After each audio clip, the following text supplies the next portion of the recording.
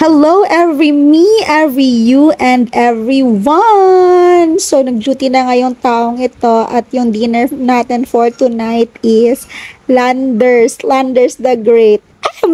Yes! Kala mo naman sobrang yaman. Nagpa-calcu na lang. Bumili nga kami ng friend ko ng isang pizza pero hindi ko rin naubos yung part ko kaya dinala ko pag uwi. At ito na nga ako nung umuwi, ni-reheat ko na. Ay, ni-reheat! Yes!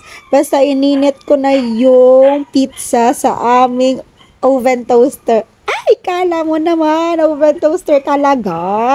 Sobrang ingay ng aso. Kala mo naman talaga may ambag siya dito sa video ko. Hoy, tumahimik ka! Yes! So, ayun na nga, ininit ko na nga ito yung pizza dahil kakainin namin to ni Mama. So, kami lang ni Mama nakatira dito sa bahay and okay lang. Initin ko para kay Mama para pang ano namin to, breakfast. Breakfast! Go, go, go! Sobrang laki nga ng pizza na ito. Parang matatakpan niya talaga yung face ko na sobrang ganda.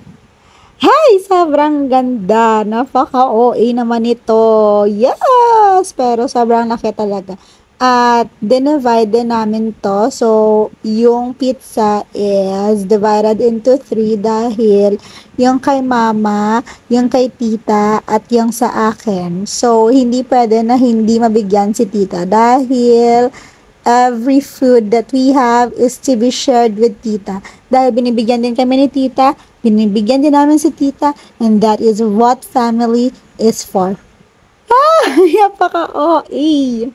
Anyways, we should be thankful with life, no? Kasi before, hindi naman kami nakakakain ng pizza and like, sobrang hirap ng buhay. Pero ngayon, pwede mo na mabili kung gusto mo siyang kainin or nagka-crave ka, no? So, thank you, Lord, sa lahat ng blessings, no? And I hope everyone will have the same blessings, even if it's in the smallest form. Pero, I manifest to all of you the blessings that I have.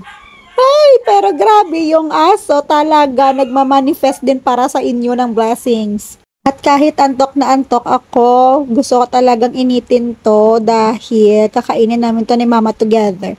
So lately gusto ko talagang magbanding kay Mama. Ay, kasi nga nakikita ko na matanda na siya, marami na siyang iniinda, and I want to make the most out of it kahit sa maliliit lang na bagay like this, breakfast together with Mama, kasi kapag galing ako sa work tapos matutulog na ako, siya lang isang breakfast. So gusto ko ngayon na magkasama kami together and happy forever. Ay, dahil dalawa na nga lang kami, so dapat enjoy namin yung life. So always love your parents, no? Make your mama, your parents proud habang nandyan pa sila, no? Yes! Grabe naman ang full of wisdom ko doon.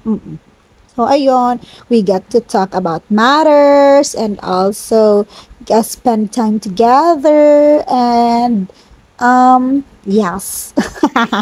At ang other half ng pizza is binigyan ko din si Tita. So, ayun, pumunta ako sa bahay ni Tita na katabi lang ng amin. Yes! At ayun, punta na nga ako dito. Pero si Tita is wala sa loob kasi nandun siya sa labas. Oo nga naman, wala siya sa loob, andun siya sa labas. Kasi gumagawa siya ng gawaing bahay like the washing of the clothes. Ayan. So, hinanap ko talaga siya. Yes! And ito rin yung part mo, Tita, yung one plate of the pizza fry. I wanna be cheese bombay.